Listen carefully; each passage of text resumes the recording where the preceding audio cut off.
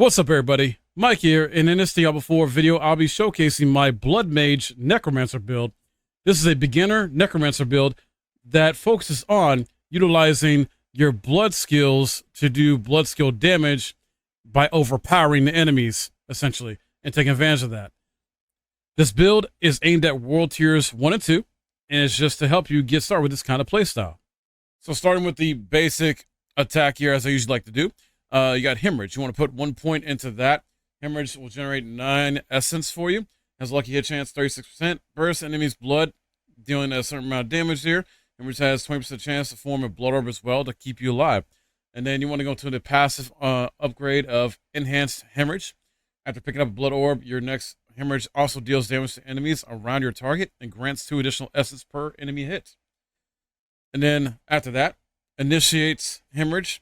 Hemorrhage grants 1.6% base life, 9 as fortify each time it hits an enemy, and has a 1.5 chance to per enemy hit to fortify you 400% base life. So very good here to kind of make you a bit more beefier while you're doing damage and staying alive. Then the main core skill, this build is actually built around Blood Surge. You want to actually max out to rank 5. If you have some items that can contribute more points to it, please add those in here.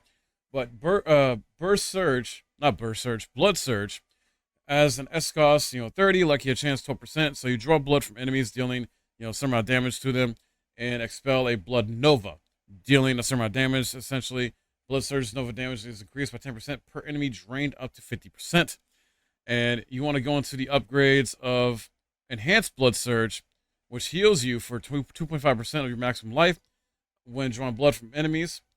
If 4 or more enemies are drawn from, then heal for an additional 2.5% of your maximum life. And then after that, you got Paranormal Blood Surge. If an enemy is damaged by Blood Surge's Nova while you are healthy, then gain one stack of Overwhelming Blood. When you have 5 stacks of Overwhelming Blood, your next Blood Surge overpowers. So essentially, the goal here is to, utilize your overpower, focus on that in terms of like your build structure early on and going forward, because this is going to benefit a lot from your overpower skill or trait. And then sort of your next bread and butter type of move here is going to be Bone Spear. Essence costs 25, lucky a chance 52%. Conjure a Bone Spear from the ground, dealing a certain amount of damage here and piercing through enemies. You want to get this to rank 5 as well. And if you have any armor that can contribute more points into this, add that. Also, you want to go into Enhanced Bone Spear as the passive upgrade here, and that will break into 3 shards when it is destroyed, dealing a certain amount of damage here. And then after that, Supernatural Bone Spear. Bone Spear makes the first enemy hit vulnerable for 3 seconds. So again, when their enemies are vulnerable, you'll do more damage to them essentially with this. And typically with this playstyle, you want to start off with Bone Spear with the essence there.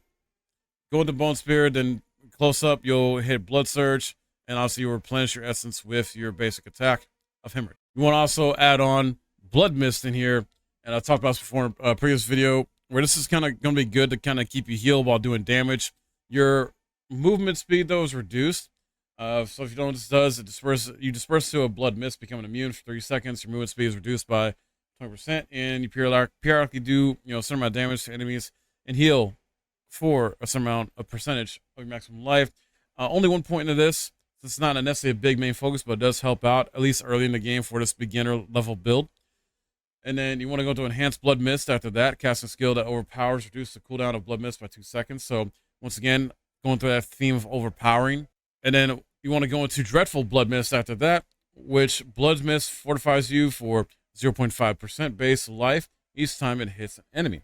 So essentially, you're going to be fortified to give yourself some more survivability. Other passes you want to focus on to pick up is Unliving Energy. Your maximum essence is increased by 3, so you'll just put 1 point into this. But more importantly, you want to put 2 points in them perfectly balanced, so that way you're doing more damage, even though it costs more essence to do that damage. But once you level some more, max and perfectly balanced out, and it'll be beneficial. The trade-off is worth it.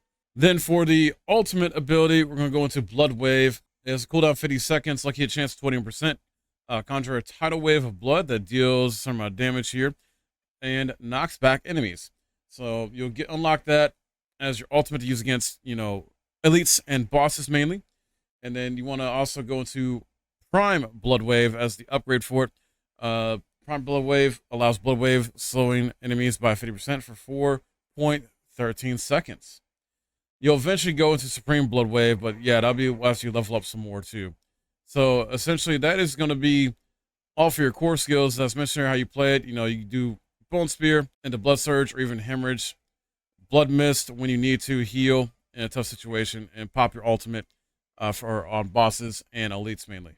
Now, when it comes to your Book of the Dead here, Skeletal Warriors, you want to go into Reapers and hit the second one.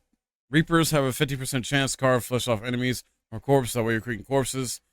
It'll help you out there to keep your minions alive.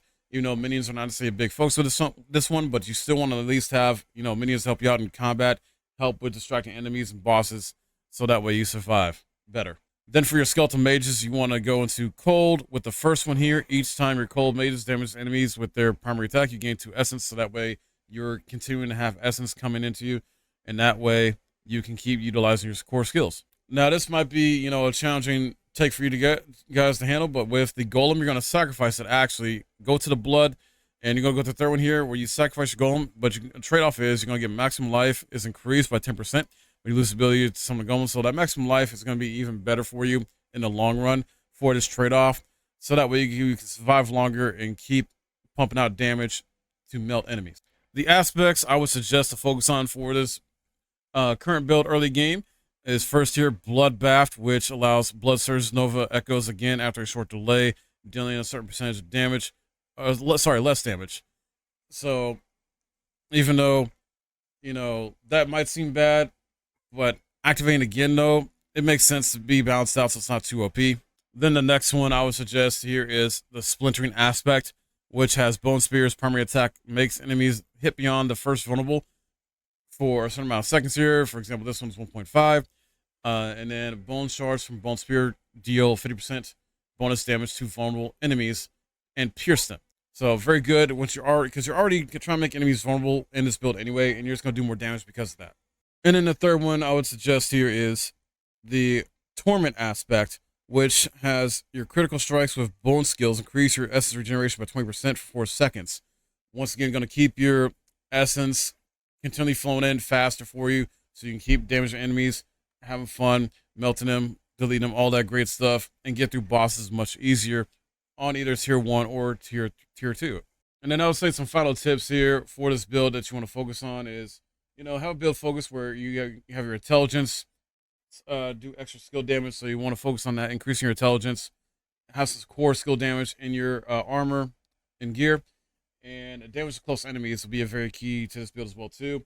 And I mentioned earlier how if you can get equipment that, you know, does a plus rank to like Bone Spear and Blood Surge as well too, so you get more benefits out of that, so you do more damage and just work out better for you in the long run. This build's pretty fun, you know, pretty solid. I actually did not have as much fun with it as I did with the Bloody Detonator build I recently just did, but this is still a solid build. I still like, you know, the ability to be a Blood Mage, and this is like the mostly pure Blood Mage you can do for a time being early on. I'm excited to, you know, build upon it, see what a level 50 plus build of this will look like in the future, then make it even, hopefully even more busted in a sense, because that's the goal. Like, you know, once I get to eventually level 70 plus builds late game, try to make these builds all kind of busted and OP in their own way, though, so they're all equally enjoyable in a sense like that. Obviously, some are going to be better than others, though. But let me know what your thoughts are on this, if this is helpful to you, if you enjoy this, or if you're switching up, tweaking it a bit here, because I'm having a lot of fun with this. You can always catch me on Twitch as well, too. If you want to stop by, twitch.tv/Mike_Hero, link in the description below. Thank you guys for watching. I'll see you next time.